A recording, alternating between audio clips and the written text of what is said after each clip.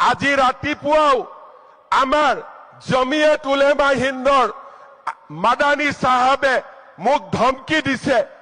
কেইদিনমান আগতে অসমলৈ আহি ৰাহুল গান্ধীয়ে মোক ধমকি দিছে।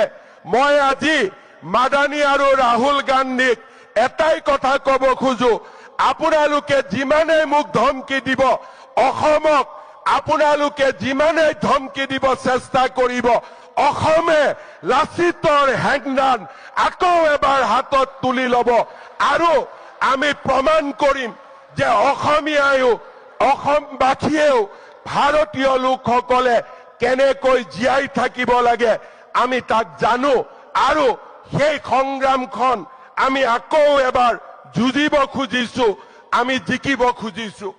আমাৰ এটাই কথা, চিনাকি মানুহক আমি বসুন্ধৰাৰ জৰিয়তে মাতি দিম।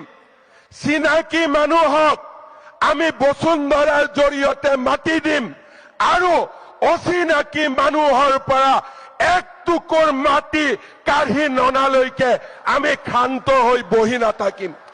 চিনাকিক মাতি দিম, অচিনাকি মানুহৰ পৰা এক টুকুৰা মাটি কাঢ়ি নানালৈকেও আমি ক্ষান্ত হৈ বহি নাথাকিম। মই ৰাহুল গান্ধী আৰু মাদানীক চেলেঞ্জ কৰি কব খুজিছো, সাহস আছে যদি অসমীয়াৰ লগত যুঁজি চাওক, অসমীয়াৰ লগত এইবাৰ যুঁজি চাওক। অসমীয়া জাগিছে আৰু এই জাতিটোক আপোনালোকে এতিয়া ধৰি ৰাখিব নোৱাৰে।